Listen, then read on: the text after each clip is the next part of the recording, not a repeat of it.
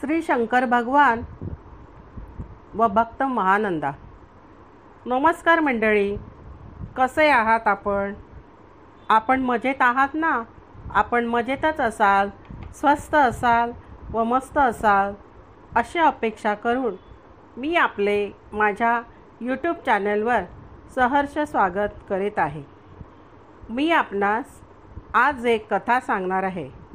आपणास कथा आवडल्यास लाईक व सबस्क्राईब करा ही नम्र विनंती. चला तर मग श्रोते हो, आपण कथा जाणून घेऊयात. श्रोते हो, ही कथा फार प्राचीन काळची आहे. पूर्वी काश्मीर देशामध्ये एक भद्रसेन नावाचा राजा होऊन गेला.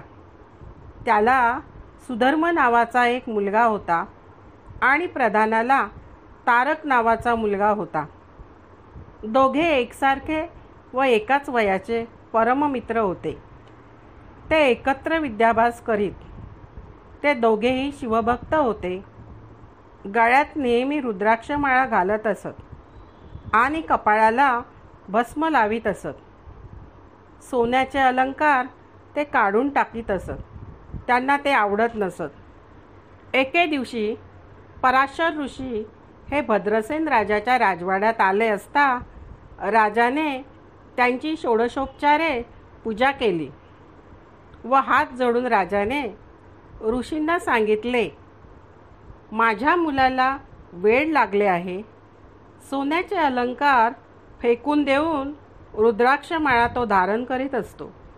ही मुले असे का वागतात? याचे कारण आपण ऋषीवर मला सांगावे. यावर पराशर ऋषी म्हणाले, यांची जन्मकथा फार विचित्र आहे. ऐक तर मग. पूर्वी नंदी नावाच्या नगरीमध्ये अतिशय लावण्यवती एक वेश्या राहत होती. ती सोन्याच्या आसनावर बसत असे. तिचे सोन्याचे घर होते. पादुका सोन्याच्या आणि रत्नखचित पलंग होता. गायी म्हशी दासदासी अनेक होत्या. तिच्याजवळ अपार द्रव्य होते. ती ब्राह्मणांना दानधर्म नित्यनेमाने करीत असे. ती वेश्या असून सुद्धा स्वतःला पतिव्रता म्हणवीत असे. तिच्या घरात एक रत्नखचित नाट्यगृह असून ती मैत्रिणींसमवेत नृत्य गायन करीत असे. तिने मंडपामध्ये एक माकड व एक कोंबडा बांधून ठेवला होता आणि विनोदाने त्यांना ती नृत्य देखील शिकवी. त्यांच्या गळ्यात तिने रुद्राक्ष बांधले होते. त्यांची नावे सदाशिव अशी ठेवली होती. एक दिवस शिवव्रत नावाचा धनाढ्य वाणी तिच्याकडे आला. त्याच्या हातामध्ये एक तेजस्वी रत्नखचित लिंग होते. त्याला पाहताच तिने त्याला नमस्कार केला आणि त्याला नाट्यगृहात घेऊन गेली.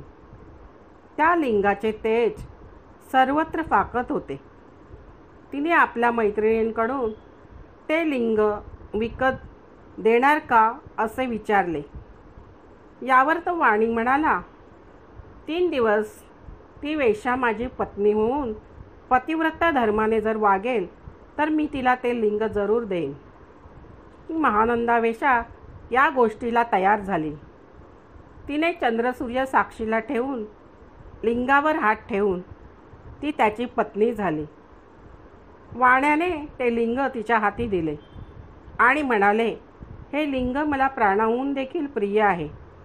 त्याचे जतन कर. जर ह्या लिंगाची हानी झाली तर मी प्राण देईन. वाणी तिला म्हणाला, रात्रीच्या वेळी ते लिंग जवळ नसावे म्हणून त्या वेश्येने ते लिंग मंडपात नेऊन मध्यस्तंभी बसून आपण शयनगृहात आली. वाणी आणि वेश्या शयनगृहात असताना अचानक त्या नाट्यगृहाला आग लागली. थोड्याच वेळात मंडप जळून त्याची राख झाली. हा प्रकार पाहून वाणी प्राणलिंग जळून गेल्यामुळे शोकाकुल झाला. त्यातच कोंबडा व माकड जळून गेले. प्राणलिंग जळून गेल्यामुळे वाण्याने लाकडे गोळा केली आणि त्याची चिता रचून ती पेटवून त्या चितेत अकस्मात उडी घेतली. वेश्या म्हणाली, हे काय झाले? मला भयंकर पाप घडले. वाणी माझा पती, त्याची हानी झाली. तिने ताबडतोब ब्राह्मणांना बोलवून आपली संपत्ती दानधर्म केली. भाऊबंधांना बोलावून ती म्हणाली, माझ्या पतीबरोबर जावयास तुम्ही मला निरोप द्यावा. तिचे बोलणे ऐकून सर्वांना खूप दुःख झाले. तिने सहगमन न करण्याबद्दल लोकांनी तिला खूप समजावले. आपण चंद्रसूर्य साक्षीला ठेवून 3 दिवस त्याची पत्नी झालो आहोत, असे तिने सर्वांना सांगितले. त्यामुळे पतिव्रता धर्म मला पाळलाच पाहिजे. ती अग्निकुंडापाशी आली. तिने शंकराचे स्मरण केले, सूर्याला नमस्कार केला, सर्व ब्राह्मणांना नमस्कार केला व अग्नीला प्रदक्षिणा घातली आणि तिने चितेत उडी घेतली. इतक्यात काय चमत्कार झाला! पंचमुखे असलेला 10 हातांचा, आयुधे, त्रिशूळ, डमरू व नंदीवर आरूढ झालेला, सर्वांगाला भस्म लावलेला जटाधारी श्री शंकर याने वेशेला वरचेवर उचलून धरले व चितेबाहेर आणले.